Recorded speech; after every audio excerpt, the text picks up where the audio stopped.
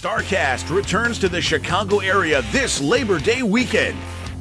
Tickets for StarCast 6 are now on sale at StarCast.com. Join us at the Hyatt Regency Schaumburg starting Friday night, September 1st, for unique fan experiences with wrestling legends from yesterday and superstars from today. Follow StarCast events on Twitter for the latest updates about all things StarCast. Can't be in Chicago? Premiere Streaming Network has you covered. Visit StarCastOnPremiere.com and get daily access or save with the weekend bundle. Get all past StarCast, the upcoming Wrestling Showcase event, as well as thousands of hours of content from your favorite promotions and stars, and 2 months of Premiere Plus for free. Order now at StarCastOnPremiere.com. StarCast 6 is brought to you in part by ProWrestlingCrate.com. Monthly mystery crates for die-hard wrestling fans. Plans start at $9.95 and are the perfect gift for any wrestling fan. Visit ProWrestlingCrate.com today.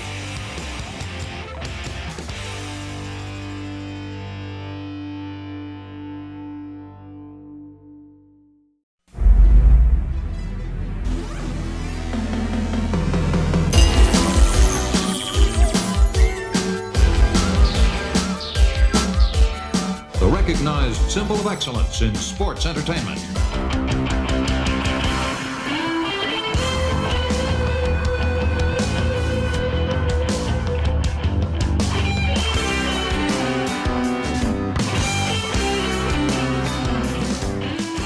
Hello and welcome to Arn. This is Paul Bromwell, and today I'm joined by the Hall of Famer, the founder of the Four Horsemen, the creator of the Spine Buster, the 1A of tag team wrestlers, our television champion, and the man who did his best Siskel and Ebert imitation last week.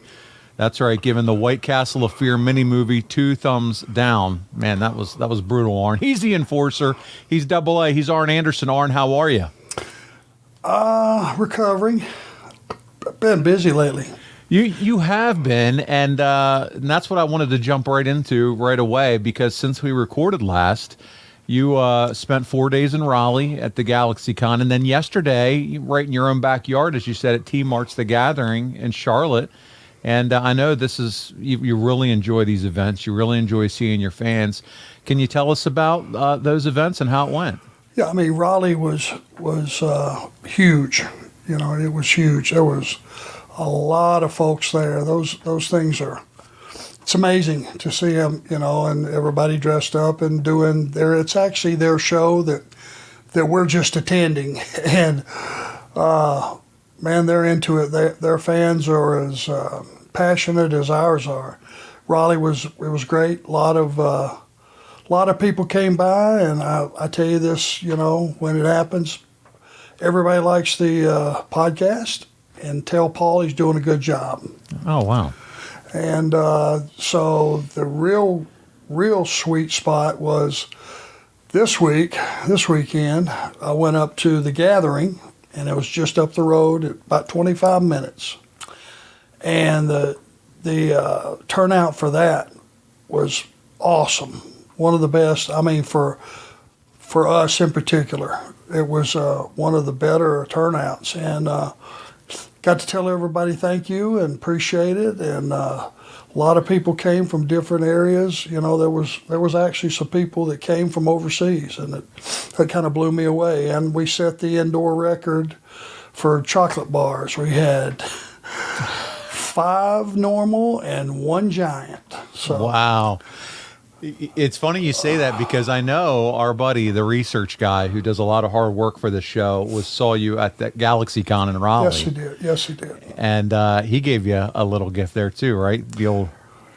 Yes, he did. So I'm going to ask before I become diabetic, let's back off on the chocolate bars.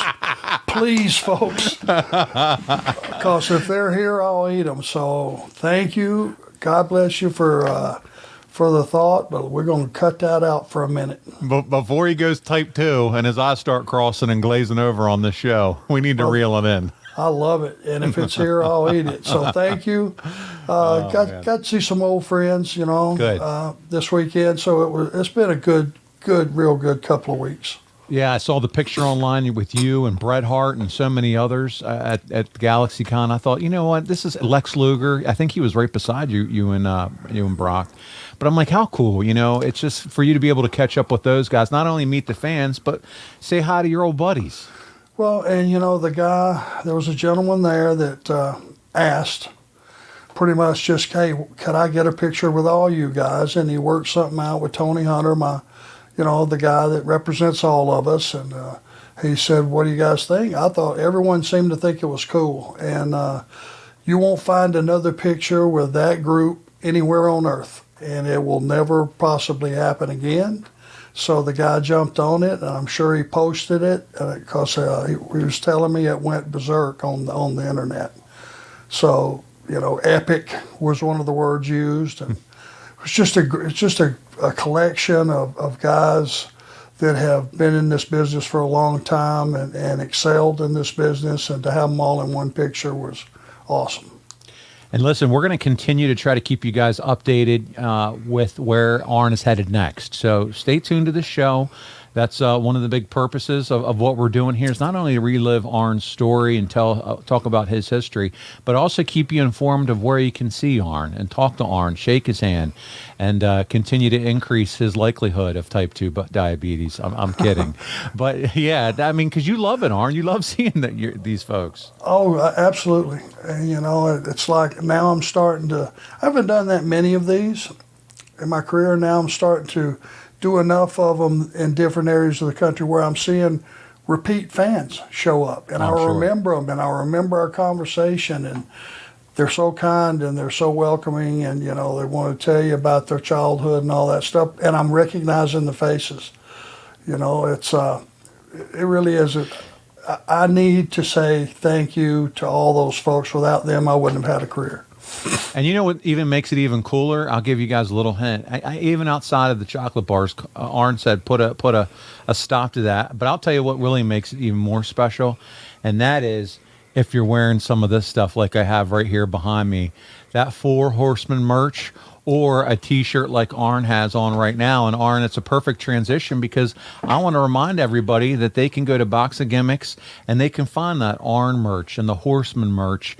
Within the last week, that 1990s classic Horseman shirt became available again, Arn. And it's we had the design. You asked if we could get that tightened up by Dominic, and he did, with the horses and the logo from that 90s style Horseman shirt.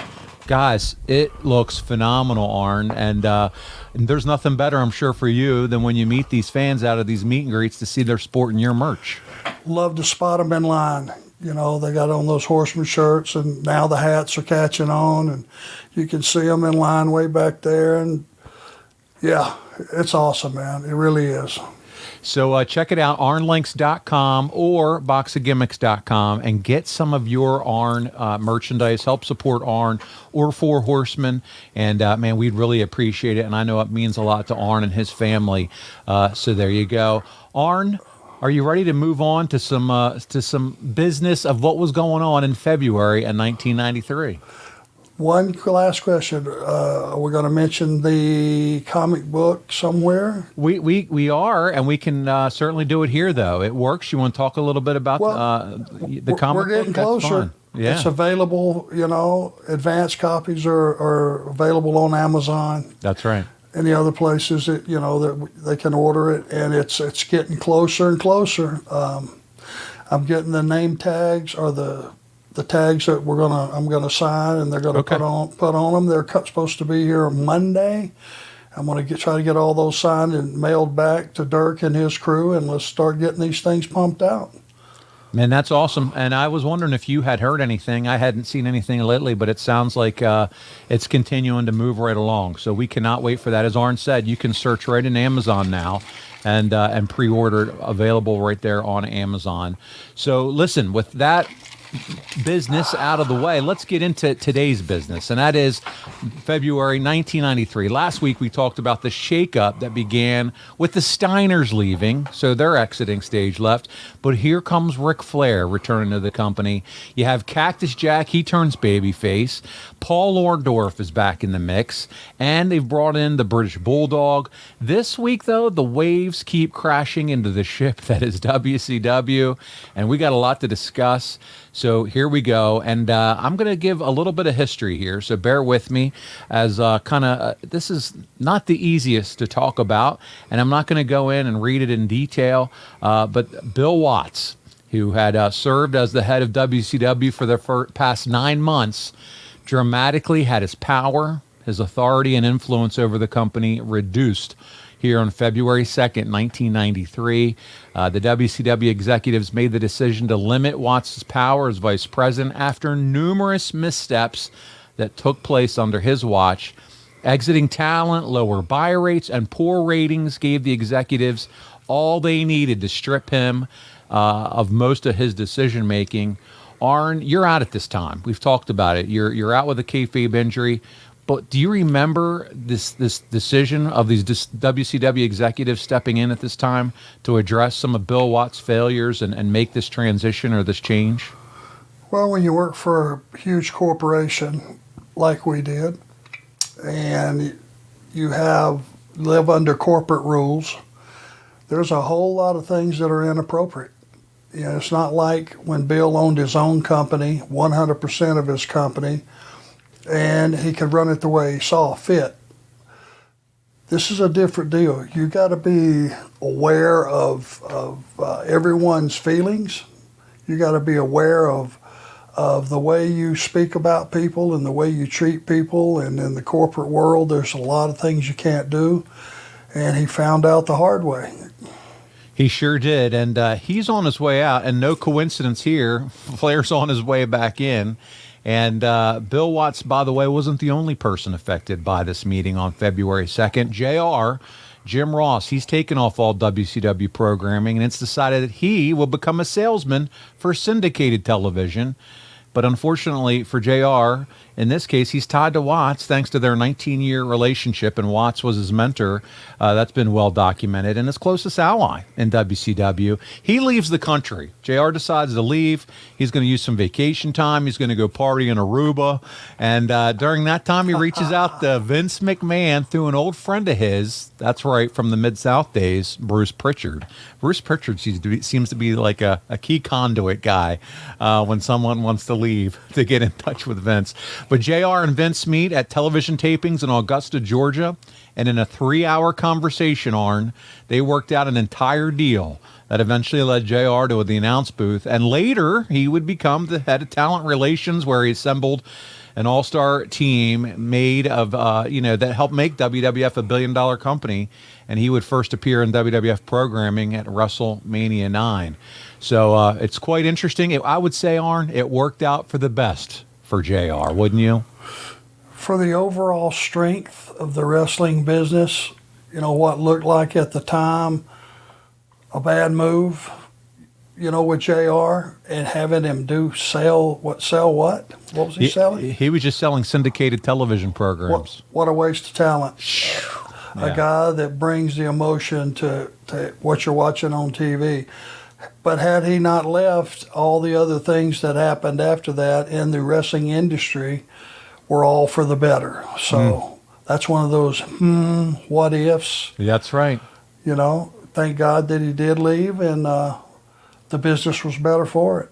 It's interesting in life, Arn, isn't it? Sometimes we don't know why things happen to us, but we there's always a reason. But and this is one of those situations for JR where it's like, probably in this situation, my God, what am I going to do? Et cetera, et cetera. But man, how the ships turned the right way for him. He became the voice of wrestling, and not only that, what he did with the talent and his bank account and just to see what he's accomplished. Hall of Famer. Incredible. Well, here's just a small piece of it. After WCW was bought out, JR's the one that hired me.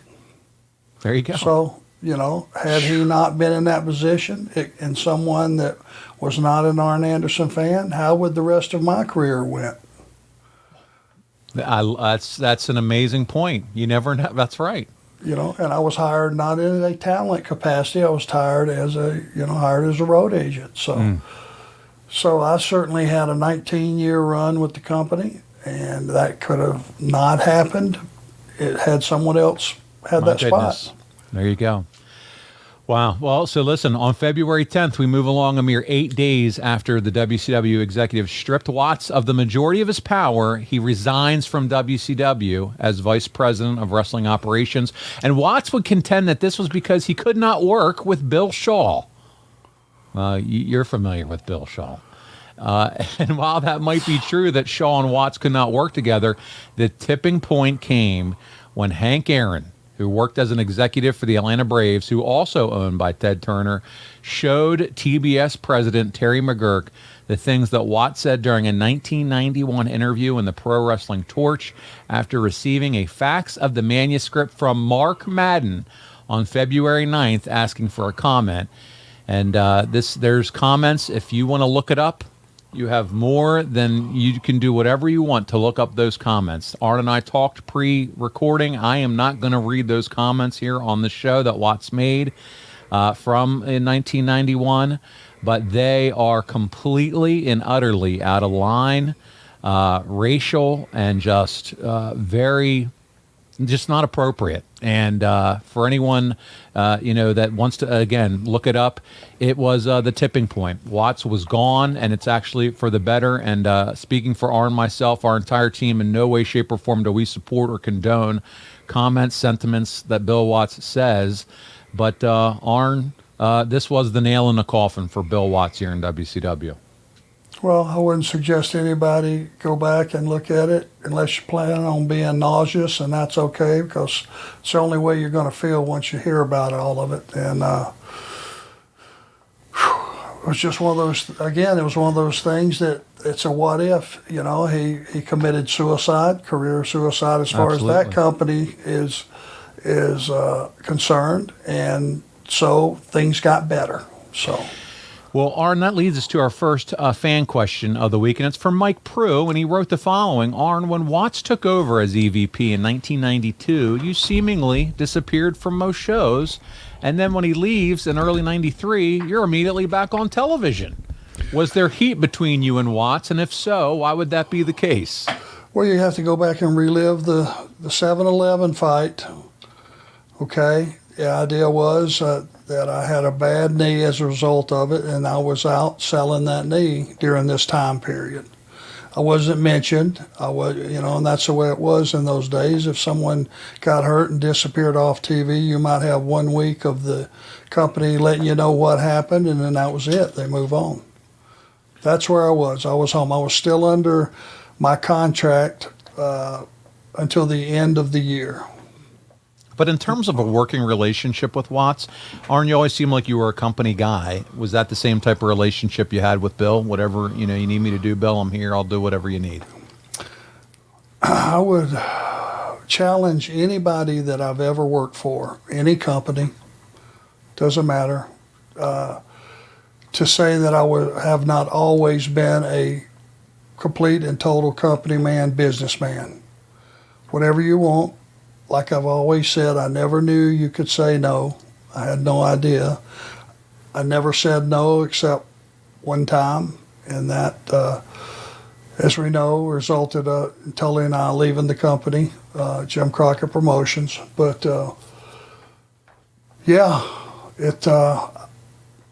business all the way, all the time. Whatever you need, I gave you the best I had that day.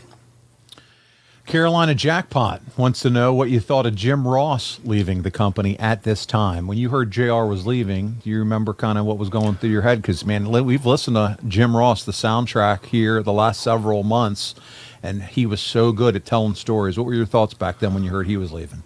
Well, who would look at that any other way than being a huge loss for the company? I hated it, because, in those days, we were out in the ring performing. We didn't always get to see the show back. There was a lot of weeks that I wouldn't get to see the show. You knew when you were performing what you were doing, but you didn't have the opportunity to hear how the announcers were spicing it up and making it better and all that. And once you went back and watched the show, you know, whether you had it taped or whatever the deal was in those days, you realized, man, does he really add to the excitement of what's going on in the ring? And you fully appreciate him. Yeah, nobody like him, Arn. Special at what he does, and Hall of Famer as a result of it. But Arn, in addition to the problems Bill Watts caused during his tenure and his ugly exit from the company, WCW had been searching for an executive producer to oversee all television programming. Uh-oh, here he comes. JR had applied for the job, Tony Schiavone applied for the job, and Eric Bischoff also applied for the job. All these guys have talked about this openly on their respective podcasts. And we all know that Eric Bischoff was ultimately hired as the executive producer of WCW over JR and Tony Schiavone, who, quite frankly, had more experience than Eric in terms of producing televised wrestling. But Bischoff starts his wrestling career in the AWA and joins WCW in the summer of 1991. But Arn, we know that ultimately Eric would enjoy amazing success, helping to light the wrestling world on fire as the president for WCW, the mastermind behind the NWO. But here, Arn, in February of 93, what did you think at the time of Eric Bischoff? Well, you know, the thing that gets lost a lot of times is Eric was a really good announcer. And I enjoyed, in those days, I was getting plenty of promo time. And I enjoyed working with Eric. He set you up perfectly and would lead you in perfectly. He did a great job. Looked good on camera, you know, the whole shooting match. So, you know, he kind of came out of nowhere, coming, you know, from Gagne down to us. And I wasn't real familiar with him, but before he ever became the boss, he was a really good announcer. So I thought I had a good working relationship with him from day one. Arn, let's face it, there's no way that your body was performing at peak performance back in your heyday. Today, with our crazy schedules, you and I both benefit from AG1. Arn, just one scoop and it gives you 75 high-quality vitamins and minerals. I'm talking improving your gut health, sleeping better, improved focus. What's not to like? This is a slam dunk, and better yet, you're going to sleep better and recover better. It costs less than $3 a day. It's completely worth the investment in you. And it's received 7,000 plus 5-star reviews. Right now is the time to reclaim your health and arm your immune system with convenient daily nutrition. It's just one scoop in a cup of water every day. That's it. It's so simple. No need for a million different pills and supplements. And to make it easy, AG1 is going to give you a free 1-year supply of immune-supporting vitamin D and 5 free travel packs with your first purchase. All you have to do is visit drinkag1.com/Arn. Again, that's drinkag1.com/Arn to take ownership over your health and pick up the ultimate daily nutritional insurance. Yeah, and I mean, listen, he obviously knew how to navigate the political scene for Turner for so many years, which, you know, that just doesn't come naturally to someone. They have to be well equipped in order to handle that type of thing. And like we said, it all panned out. As far as, you know, armchair quarterback, obviously it was a great decision. And here we sit all these years later, as we mentioned, the behind the NWO strategy and everything he did with Monday Nitro. That's a major step forward in that company's history.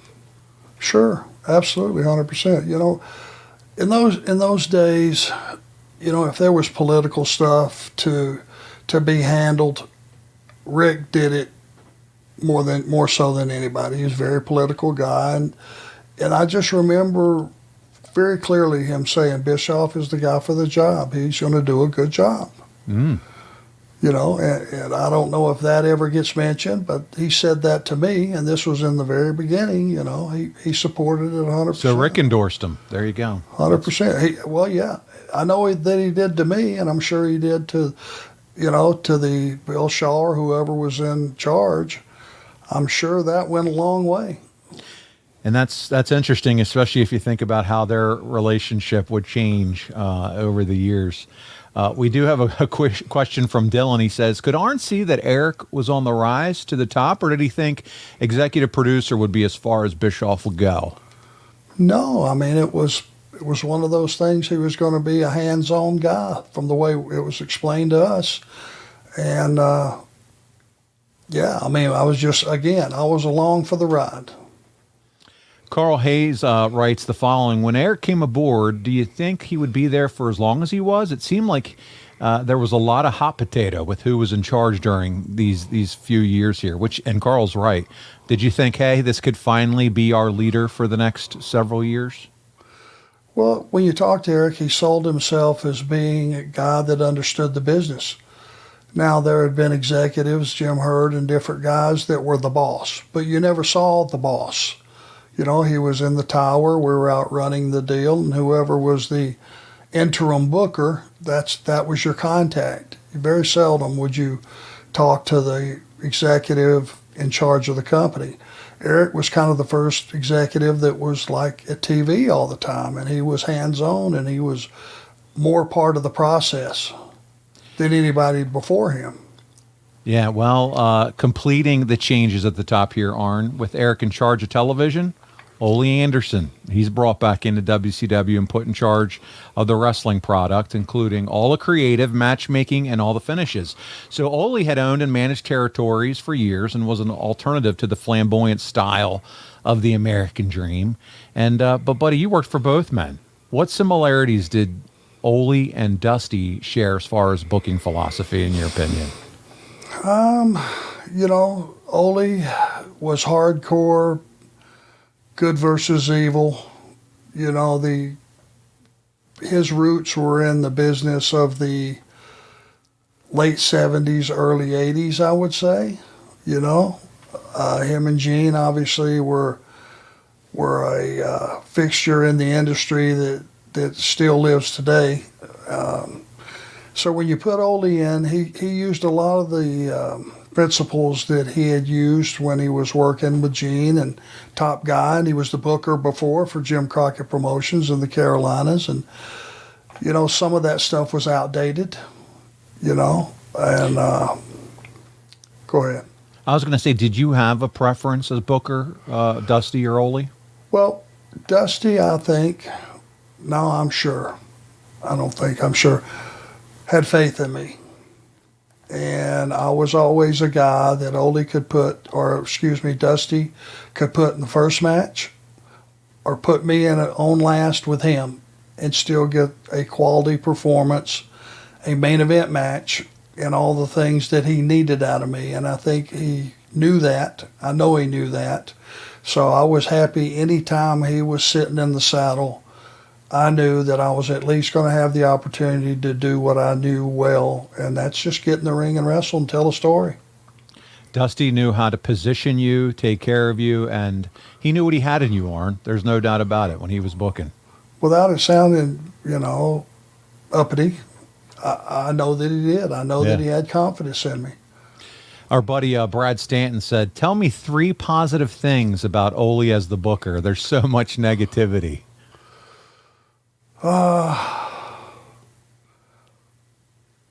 3 positive things. Yeah, it doesn't have to be 3, but just whatever jumps to your mind. Well, I mean, there were those of us that Ole, when he was a performer, got our respect because he was a world-class heel. No matter what you say about, you know, the negatives about Ole, about being grumpy and all those things, and maybe outdated at the time, you know, the last run-through, he was, you know, some of his ideas were outdated. Those of us that were heels and aspired to be really good heels, you could watch Ole Anderson and his promos and his work in the ring and his thought process were excellent. I defy anybody to say that they weren't. They were when he was wrestling. But that doesn't necessarily carry over to when you're the boss. Because now you're trying to implement your thought process into another performer or into another finish or into, you know, all the things that encompass And some guys say that they see it the way you do, and they go out, and when they perform it, they didn't see it the same way at all. You know, I didn't see a lot of negatives because, again, you know, whatever he said, do. Right. And he did have, obviously, you knew he had a mind for the business. It's like you said, good versus evil, classic traditional booking style and storytelling. You just got to wonder, is he able to evolve with the times? Well, apparently not enough. Yeah. Well, based on all that we've discussed, Arn, it appears that Eric, Ole, and the rest of the crew, you included, have a huge uphill battle in front of you.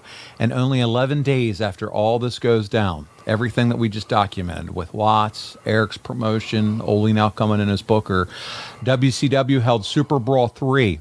This is the first pay-per-view of the Eric Bischoff era, headlined by the White Castle of Fear strap match between Vader and Sting. And this takes place at the Asheville Civic Center in Asheville, North Carolina, in front of a crowd of 6,500 people.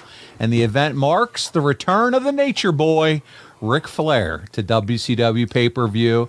And as importantly, the best pure worker the Horsemen ever had, Arn's show favorite here, Barry Windham. He wins his first and only World Heavyweight Championship, Arn. And we have it here, our first clip of the week. We're going to watch how Barry defeated the Great Muta to become the International World Champion. You ready for this? Yeah, buddy. All right, let's take a look. Introducing one of the most celebrated sports personalities in the world today, former heavyweight champion of the world, Nature Boy, Ric Flair!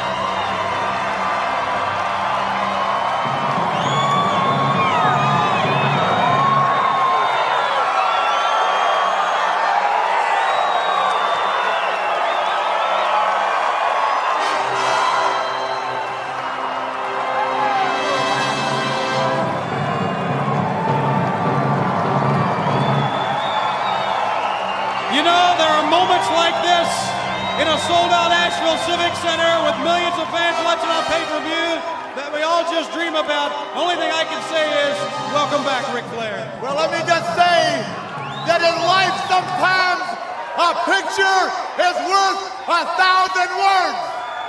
And WCWF, the Nature Boy, is back to rock and roll.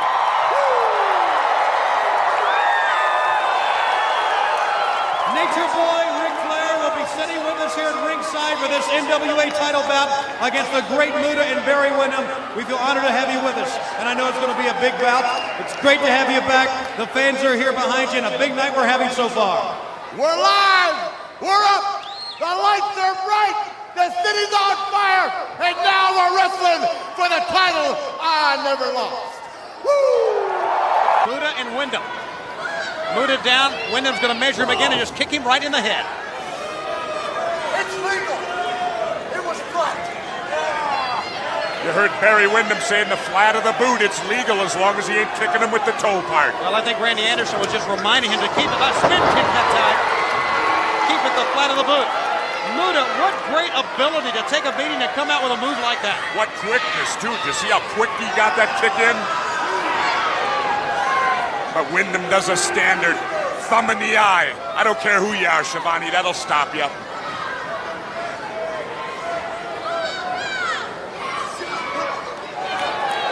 Now, putting Muta up. One of his favorite moves, Ric Flair, is that superplex. This could be it right here. Tony, I've been on the end of this a few times in my career with Barry Windham on the other end of it. So I know exactly what Muta's thinking about right now, and I know what he's about to feel. That's exactly what Wyndham's going for. Middle turn, but look, Muta fighting back. Well, Muta did his homework. Headbutt. The big chop. Windham goes down. And all of a sudden, the tide of this match is shifting, Shivani. Muta springing off of the top turnbuckle, the big chop, and you're right. It has turned. The momentum is turning.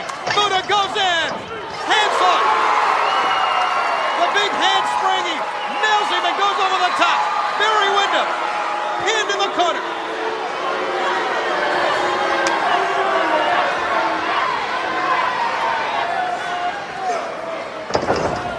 And the backbreaker. I think Muta's getting ready to go for his finishing move. Barry better start thinking now. It's the moonsault. He's got him in position. Here he goes with the move. Missed his head by inches. That's how close it was, Rick. You're exactly right. He went for it, he missed. I think personally Muta went for it too quick. He should have softened him up more.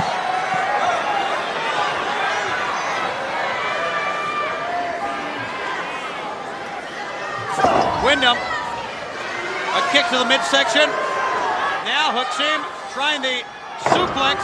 Muta slipped from behind, belly to back, and both men are down. Muta cannot make a cover right here. The lights are getting hotter. The match getting hotter. Now we find out who wants to be the NWA champion. What about Muta that time? Just springing up.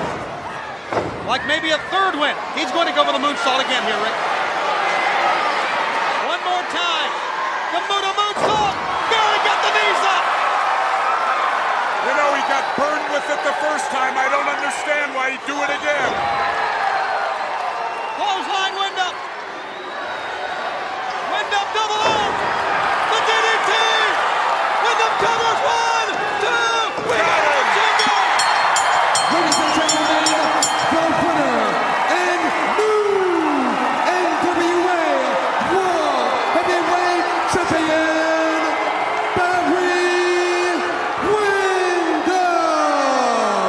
Ric Flair has the NWA title in his hand. He is going into the ring.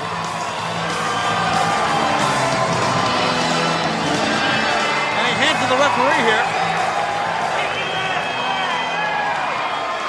This is interesting. Look at this. Ric Flair is actually strapping the belt onto Barry Windham.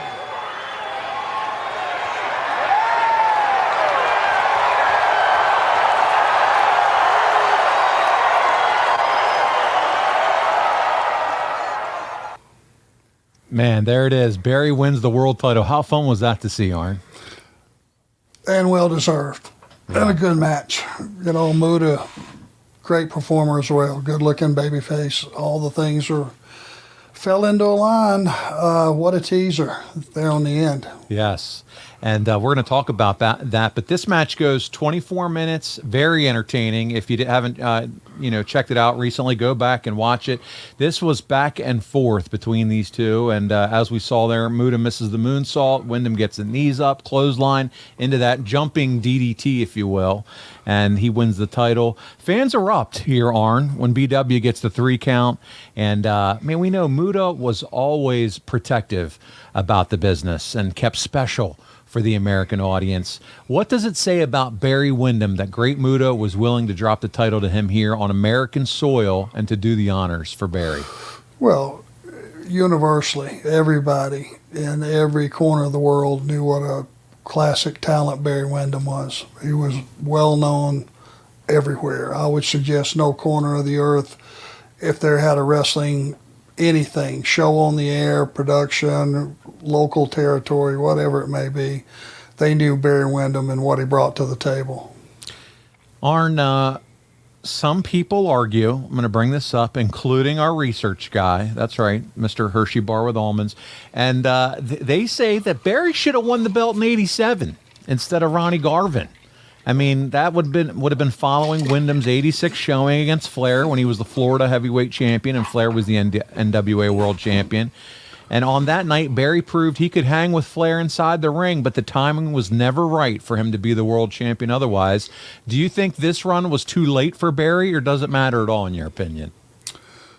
Well, he could have certainly became world champion during the Crockett era. There was room for that, for sure. I wouldn't say Ronnie Garvin was a bad move at all, because the fact is, Ronnie Garvin got red hot through his work. And he wasn't the biggest guy. He was on a crew full of big jacked up guys and tremendous talents and tremendous workers and big personalities. And through all that, Ronnie Garvin started to shine, because he would just beat the crap out of you. And that was what he hung his hat on. He was just as physical, if not the most physical guy on the crew to work with. And he got red hot. And if you would have ignored him at that time, that would have been a real injustice. Hey guys, Eric Bischoff here, and just want to call a quick timeout. I want to tell your listeners about what I've been telling everybody at over at 83 Weeks, quite a while now, about all the cool things that are happening over at adfreeshows.com. On the debut episode of Making the Town, Blue Meanie takes us through the memorable matches and moments of the famed ECW arena, including one that was never seen. Something very special happened after the power went off. Paul Heyman went out into the ring and spoke to the crowd without a microphone, and the crowd just stayed quiet and listened, and he gave the most heartfelt thank you to that crowd that night. And the biggest shame of it is there's no footage of it because the power went out. On an all-new Tuesday with the Taskmaster, Kevin Sullivan talks about what some of the greatest factions of all time have in common. Four Horsemen, 4 guys when they're at their strongest. NWO, 4 guys when they're at the strongest. And then Bloodline, 4 guys. But they also had a manager, each one of them. JJ, Eric, and Paul E. That's just a small taste of what we've got waiting for you, with 4 levels to choose from. See for yourself why ad-free shows is the best value in wrestling today. Sign up now at adfreeshows.com. Understood, but as we saw there at the end of that clip, Arn, this match also serves up to set up the next series of creative. Flair walks in with the title, for those that didn't see it or aren't watching on our YouTube channel, to hand Barry the title. The referee takes it from Flair, starts to put it on Barry. Flair circles him and starts to strap it up. Barry realizes it's Flair and kind of pulls away, and those two stare each other down. But Flair right now isn't allowed to wrestle thanks to his non-compete clause, but he can appear on WCW TV and pay-per-view. He cuts that pre-match promo that we saw to open the clip to let everyone know his intentions of regaining the title that he never lost. But Barry gets the victory. Flair again tries to put the title on. And as we'll cover in the upcoming shows, Flair not being allowed to wrestle ensured that you were integral to the story here, Arn, even challenging Barry for the world title at Slamboree, which we're going to dig into. But our pal Nick Lenz wants to know, did you feel about Barry becoming the world champion during this time in WCW? And additionally says, how happy were you that your friend BW had finally reached the mountaintop after the years, matches, miles, and the body of work he had that very few others could match? Well, long overdue for Barry. Barry could have very easily been world champion for a period of time during the Crockett years. We know that. That was, he was just that good. And I think the frustration he felt when he figured out that Flair was snapping him up, he was once again stealing part of his spotlight. And that was frustration that you saw on Barry's face, like, hey, this is my night. At least let me have my victory. Let me have my night becoming the champion. We don't need Rick in the shot at all. And I'm sure that was very, very real. So not only part of creative, but also some real thoughts and feelings probably from Barry. 100%. The thing I couldn't figure out was backing up to Rick's entrance on his opening promo. Who were the 2 stooges that walked him to the ring? Looked like they might have been for walking the president down or something. The chicks were way back in the tailpipe somewhere. Yeah, you know what? And I wasn't even paying attention to them, but I'll have to go back and see if I can identify who that was, or if some listeners or fans of the show know who that is, point it out, let us know. I'd love to know. I mean, his deal was the chicks. He should have had a chick on either arm. I don't know. I don't know what the guys with the earplugs were doing. Like yeah, right. I did see the Secret Service. Yeah, the security guy behind him when Shivani was interviewing him. I did wonder who that guy was. Now that you mention it, but another question too from Nick is, how's Barry doing health wise? I thought I saw him. Was he with you or around you at the any of the shows you just did? He was the next table down. Okay, he's doing fine. Good. He actually stayed, I want to say he signed for probably 6 hours, and I talked to him for just a minute. I mean, we were really, really busy. Our fans came out and supported us. It was incredible. I barely had time to take a bathroom break, but I looked down there. Barry had a lot of people there glad to see him, and he was there for quite a while. Ah, that's good. Yeah, Brian so he's Fuller, doing better. He's doing better. I asked him, how you doing? He said, better. Okay.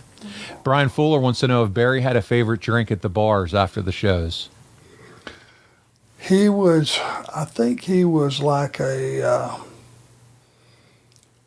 think I remember him being like a liquor drinker, maybe I don't know if he sipped on like a Jack Daniels, maybe straight up or something, maybe with a Cuba Ice in or something, and he would sip on it, but he could drink, that son of a gun could drink all night long. And I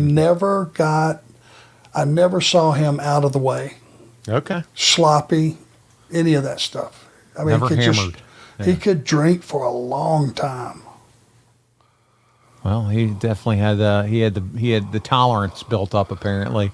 Let's get into White Castle of Fear, because last week we covered the silly White Castle of Fear mini movie, and both of us agreed that it was sea-level wrestling crap. What is not wrestle crap, however, is the match that took place between Vader and Sting as the main event of the pay-per-view. Vader and Sting add another brilliant performance, Arn, to their storied rivalry, and we have the encounter in our second clip of the week. Let's watch these two in the White Castle of Fear strap match. This is from Super Brawl 3. Here we go, our second clip of the week. Get out of the way, ref.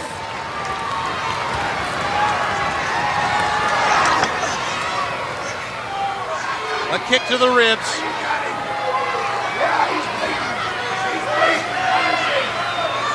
Sting is bleeding in the forehead. The big Vader splash that time from a standing position. And Vader hits him with another one.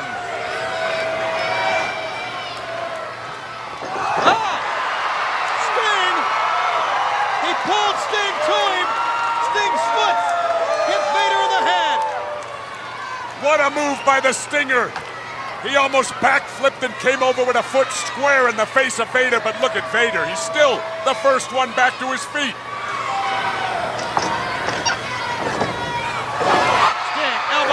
Again, third time, waist lock over the top.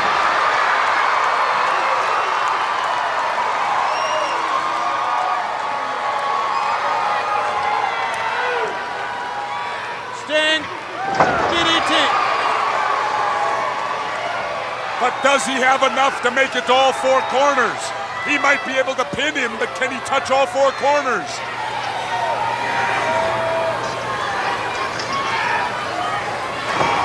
Side of the head.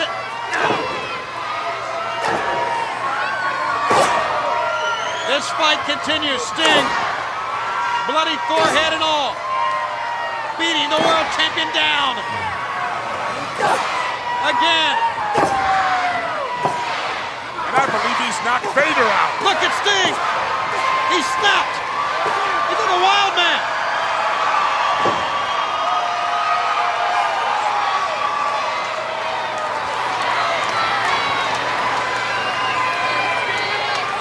Ray's telling Vader, get up. And Sting, he's taking that mask or that headset off. He's got Vader up. Vader's foot hit the referee. Sting's touched one corner. He's touched one corner. He's touched two. And Vader's bleeding profusely from the ear right now. 3. He needs to get to 1 more. 1 more and he's got it. No! He tripped over the referee. As you said, blood coming out of Vader's ear. He is a bloody mess. And Sting is down. Harley had a hand in there too to trip Sting. And the Vader splats him. God, what a fight. Sting had him. He had him. He made it to within 6 inches of winning this thing. And look at now, Vader's tying his feet up with the strap.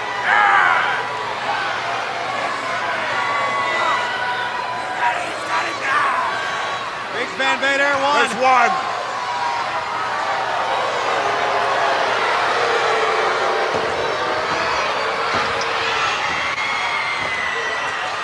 There's 2. Vader 2.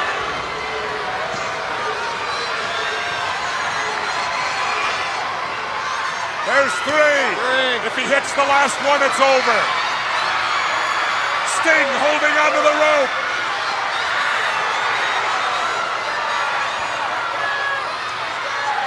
Harley Race. Look at Race. He's hitting Sting's hands. He can't break him loose. He got it. He touched it. Vader will win it. Ladies and gentlemen, the winner of the Super Brawl 3 main event, Big Van Vader.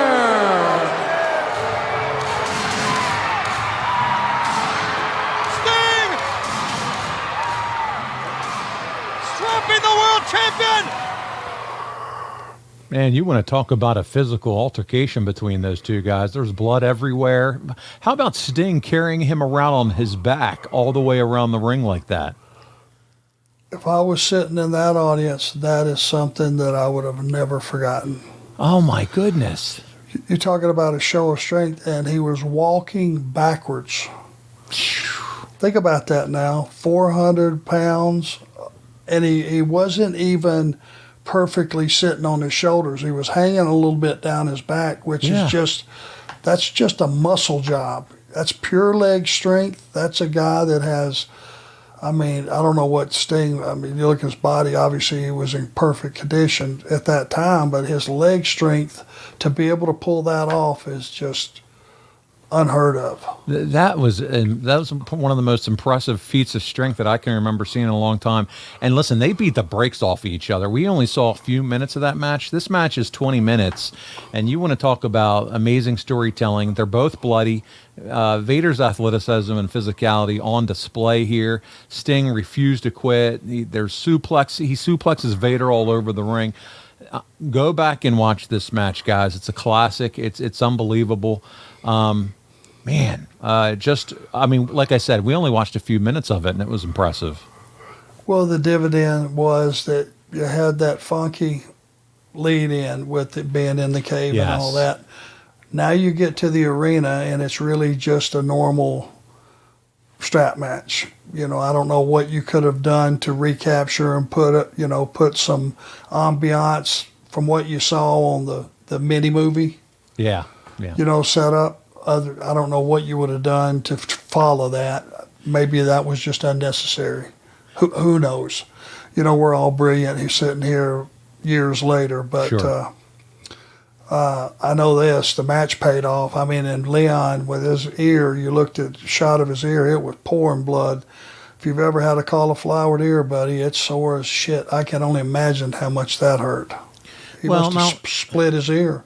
Not only that, too, you're also adding to the layers of Sting, right? The performer. He's becoming just a superstar. I mean, not only is what he's doing with Vader now continuing to add to his legacy or his character as a top performer in the business, but he's worked with Flair, he's worked with Rude, now Vader. How good is he becoming as this main event star that he is? When you break it down, if you're going to be a top babyface in this industry, two things. One thing, the audience has to believe that no matter how much trouble you're in and how much you're hurt, you're still in the fight and you will not quit.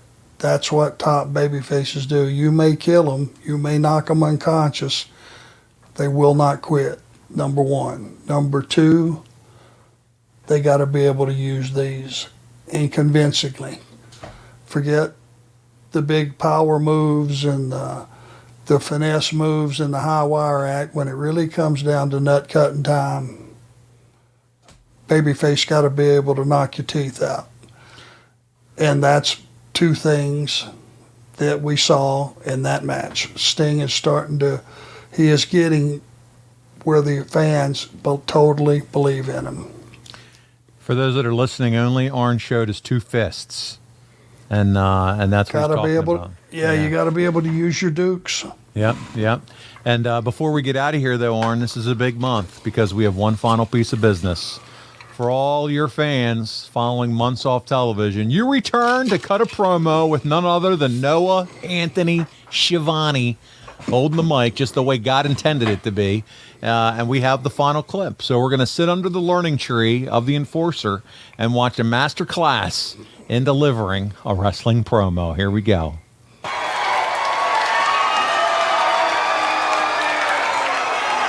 a lot of questions certainly about you, the leg, and your career. And I know we saw Eric Watts just a few moments ago. I know there's a lot going through your mind on this one. Is a big night here on TBS. Tony Schiavone, there was a lot of people that were out there speculating that Arn Anderson was just going to fade to black, go away, his career was over.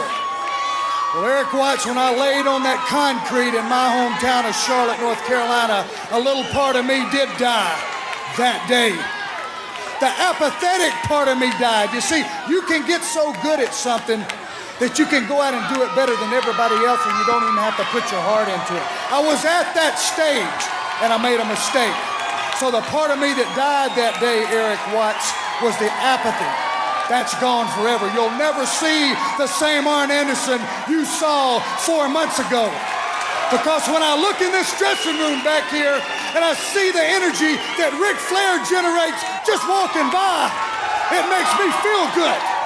When I see Barry Windham sitting in the corner holding that belt, that NWA title, with all that pride gushing out of him, it makes me feel good. When I see Pillman and his partner Steve Austin generating teamwork like they never had before, it makes me feel good. So understand one thing, Eric Watts. It seems to me the big, powerful eagle has flown the coop and left the little duckling to fend for himself. So now, it's just me and you, the rookie wrestler, ex-football player, and Arn Anderson, the devout wrestling professional. So understand one thing, Eric, when you look in these eyes, burn them into your memory. This thing's not over, it's just begun. And I've had this strange cramping, Tony. Maybe it doesn't mean anything. All day long it's been cramping in my hand. Maybe it doesn't mean anything. I don't know, you tell me. Wow, Arn is back, buddy, with the intensity and the crowd's losing their mind. What a promo, my friend.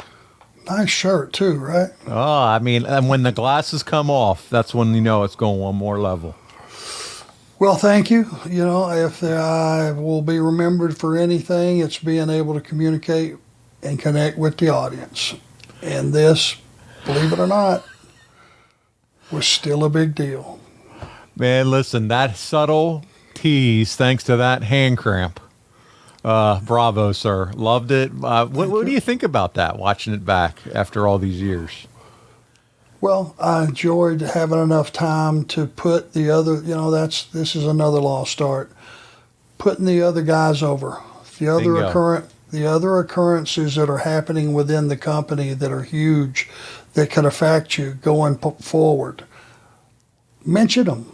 You know, just mention it. In the old days, you know, before we would go out, you know, and just take two guys that were there and just beat them half to death, and then go right to the you know, the interview podium and mention what we just did, pat ourselves on the back, and then mention Dusty Rhodes and the Rock and Roll Express and Magnum and all those guys, and let them know they're on the radar. It just makes everybody more important. Dude, you hit every single note. You put Flair over, Windham, Austin, and Pillman. You smack Bill Watts in the mouth and make it very clear to Eric Watts what would happen if he ran into you next time. It was perfect. It was the master class, and so good. It's part of just what puts a big smile on my face as we watch these together, and I get to kind of do this with you. But before we close the show down, we have a few more questions from our fans, our audience, and then we'll close it down. Bryant Haremza, he says, a show was stopped in Gainesville, Georgia. Now, Bryant sent me the article. He has the history of the WCW. And apparently there was a show, Arn, that was stopped in Gainesville, Georgia due to a pipe bursting and flooding the backstage area. The show had to be postponed to a later date. Have there been any instances in Arn's career where the entire show had to be postponed due to something like that happening in arena? No. And apparently I wasn't there. I would have remembered that. Yeah. Yeah, we never had anything like that happen. No. Yeah, I don't know if Vader would, you know, maybe just dropped something too large in the commode. Who knows what happened? Oh, but yeah, a pipe burst. So totally shut down the whole show. Sam Lawson wrote the following: Arn, at this point in your career, you've long been an established star. You've been firing on all cylinders on the mic and in the ring for years.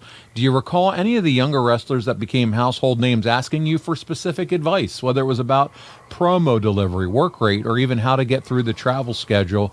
I love the podcast. You're the reason I subscribe, and I hope to one day meet you, shake your hand, and thank you for a lifetime of great memories. Wow, that's awesome, Sam Lawson. So what about Sam? I look forward to that too, yeah. Yeah, what about those young wrestlers? Do you remember anybody talking with you back then? You know, it's there have been guys that have spoke up over the years, you know, that have brought up instances that I helped them. I don't remember any distinct conversation, you know, but when guys come up to me and they say, hey, you know, I was Atlanta TV, say, or I was at Crockett TV or WWF TV, and you know, you took the time to come over and explain some things to me and tell me what you want and make my job easy and all that stuff. Just complimentary from a guiding them, you know, perspective. And, you know, I always tried to treat, you know, young and upcoming talent the way some of the guys like Ted DiBiase treated me coming up, taking the time to watch my match and tell me what was wrong and, you know, what was right and all those things. So I'm sure that I helped some guys over the years. I hope I did, because the only way to get the information on how to keep this business alive and flourishing is you got to get it from the generation ahead of you, because they're the ones that have kept the flame burning all this time. There's one guy that I know had a lot of respect for you, and, you know, on the air, you were his coach for a while. He's going on to do some big things, not only in AEW, but in the WWE, and that's Cody Rhodes, by the way, who just had a brand new documentary come out on Peacock, and I watched it, Arn, and it was something special. But, you know, I watched it too. I watched it too. I was going to ask you if you got to check it out. Really well done, and we're all happy, you know. I think right up to Tony Khan is happy for Cody's success, and he had some very, very kind words, and we're still friends today, obviously.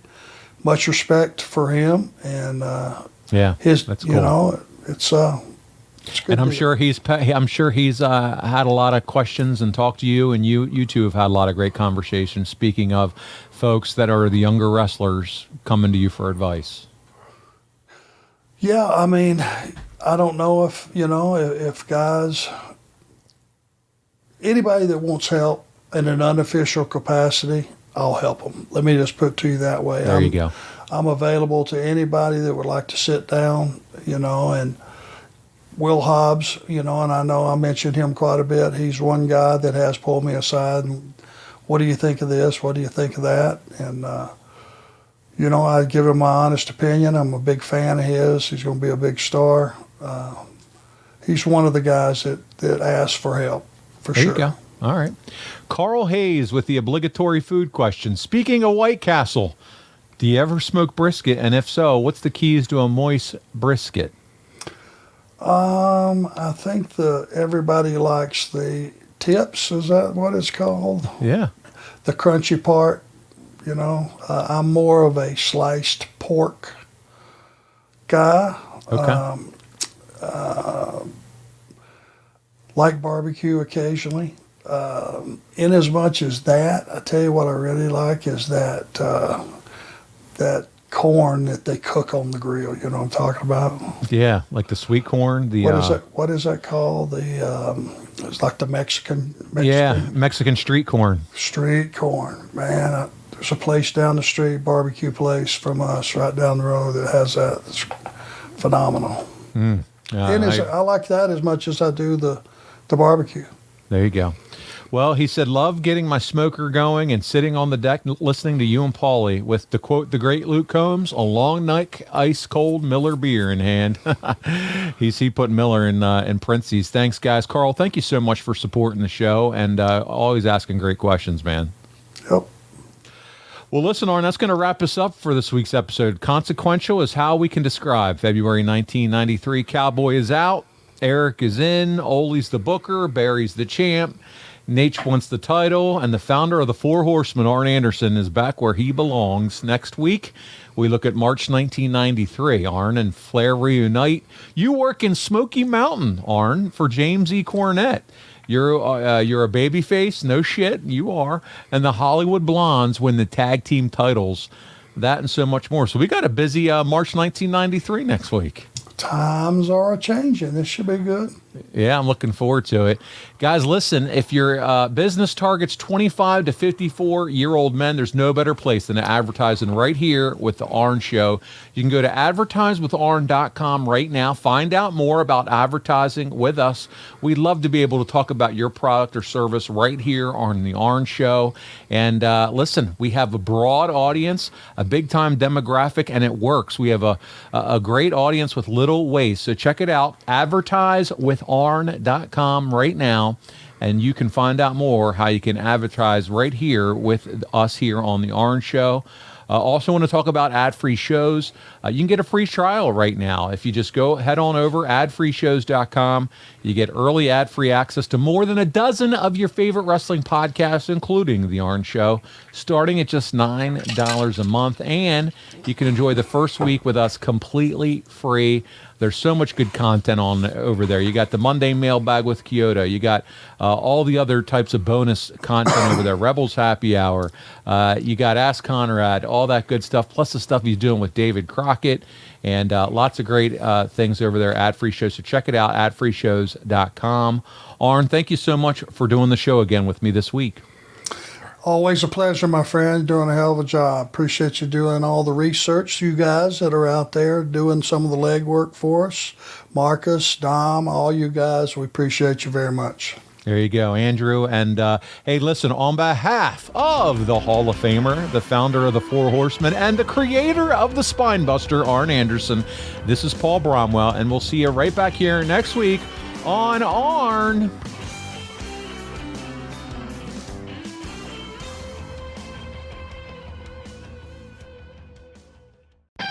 Hey, I'm Double J Jeff Jarrett, and I know a thing or two about walking out on a bad deal, like paying someone else's mortgage. Don't let your landlord get over on you. Walk out on that bad deal and stop throwing your money away on rent today with SaveWithConrad.com.